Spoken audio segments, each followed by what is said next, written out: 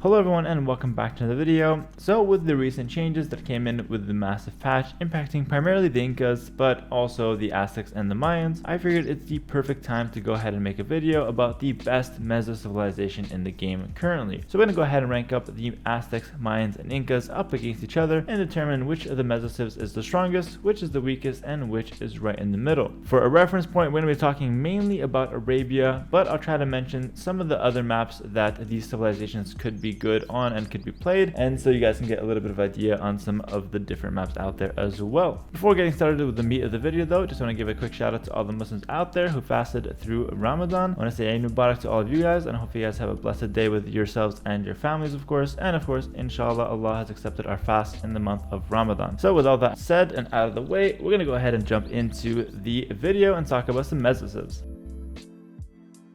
Alright, starting things off, we're going to consider the new changes that came in and rank these civilizations based on primarily those changes, but also how the civilizations in general have been performing. Now, the Aztecs received a small change, and obviously the eagle nerf affected all of these civilizations. Now, eagles cost an extra 5 food, and so the Aztecs received another small change, which is getting the Gambesons upgrade, which is actually a pretty big buff to their infantry. And in general, the Aztecs have really strong infantry and a good early game. The Gambesons make their champions a lot more impactful in the late game, especially tanky against skirmishers. And so going into late game now, the Aztecs have even more options with their infantry. They've always had great monks, and especially today with monks being abused like no other, the Aztecs are in a great spot because of their strong monks and very tanky monks at that. And they also have a pretty decent late game with the Atlatl skirms coming in, strong infantry of course, and monk siege to back it all up. They get benefits from siege engineers as well. Seems like a pretty solid civilization overall, and so they really are quite the late game powerhouse with that slow kind of control comp, and of course with eagles that can run around and act as a form of mobility. In general, Meso civs have the weakness of not getting access to cavalry, but I honestly feel like Aztecs are the civilization that doesn't really care too much whether they have cavalry or not, and it's the one Meso civ out of the 3 that gets punished the least because of not having cavalry. And the reason I say this is because generally speaking, if there's cavalry on the field, monks are a great way to counter that cavalry, and so Aztecs can always rely on their monk and convert the enemy cavalry, and that just acts as their own cavalry, as stupid as that might sound. And you always have options with eagles, and especially the Aztecs that gets the faster production. The eagles really swarm in that early and mid game, and so as far as mobility goes,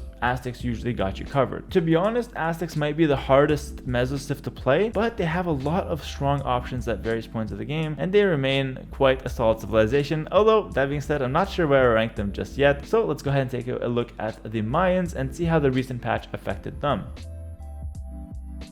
Now, I will say before the recent patch, Mayans was clearly the best Meso civ. That being said, the recent patch was only a negative for the Mayans. Of course, starting things off, their eagles now cost an extra 5 food, and that's the same for all the Meso civs. However, Mayans also got that indirect nerf from other civilizations getting Gambesons. Mayans didn't get Gambesons themselves, and in general can be weak to the champion line, especially if Mayans are committing to their eagle warriors. And naturally, the Mayans have the best eagles in the game at 100 HP El Dorado, but if other civilizations are having now champions that are stronger against archer units, well, Mayans might have a pretty hard time dealing with champions, because if they're going mainly eagles and they have only a few archer units, you know, the Mayans might actually struggle in certain cases against Gambeson champions. And so with the extra price on the eagles, with other civs getting Gambesons and Mayans getting no other bonus from the new patch, I honestly feel like Mayans lost quite a little bit of value. That being said, I don't know if they'd lost enough to warrant me dropping them from the best Meso civ just yet. So for me personally, I think their strong archers and their cheap archers throughout the game help them a lot, and it is still their main tool. And then of course going into late game, having the best eagles in the game, having access to siege ram, and just overall pretty powerful combinations with eagles arbalest or eagles plumes, it still feels like a really scary civilization, and I struggle to find a lot of weaknesses for the civ.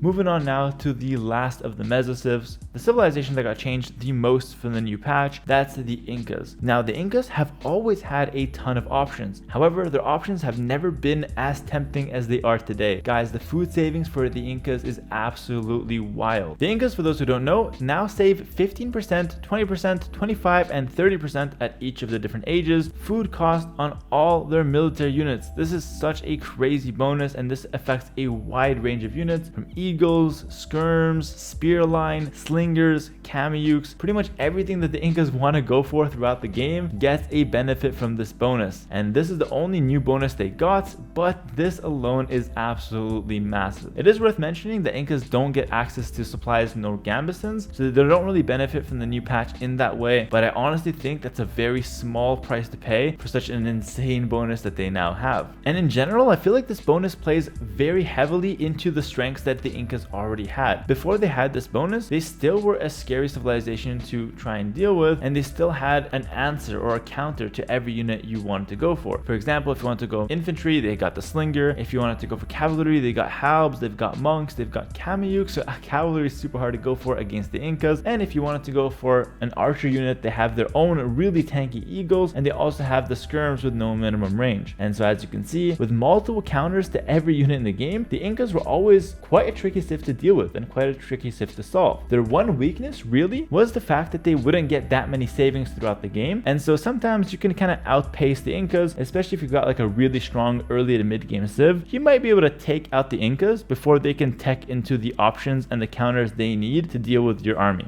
However, with that kind of strategy in mind, that doesn't really work against today's Incas. If you try to play with a strong early and mid game civ and you try to kill the Incas before they get to the counter units, I would just say good luck to you, because getting to their counter units have never been as easy as it is now for the Incas. You get very solid food savings on a variety of units, and so you can really pick whatever counter you want to go for depending on the situation and get that discount for it. So it's going to be that much easier to get to your strong units as the Incas and really mix and match your different units, because this bonus applies to a ton of different ones. The last thing I'll say about the Incas as well is that this bonus isn't one that you have to use right away. In fact, I'd actually recommend you guys don't try to force use this bonus. For example, in the early game, don't feel like you need to use militia, men-at-arms, eagles, skirms just to take advantage of this bonus. I'd say quite the opposite. Play however you want to play in the early game to get the most consistent results with the Incas, or like get a solid opening, even if it's with archers, eagles, whatever the case may be. Play your strongest option in that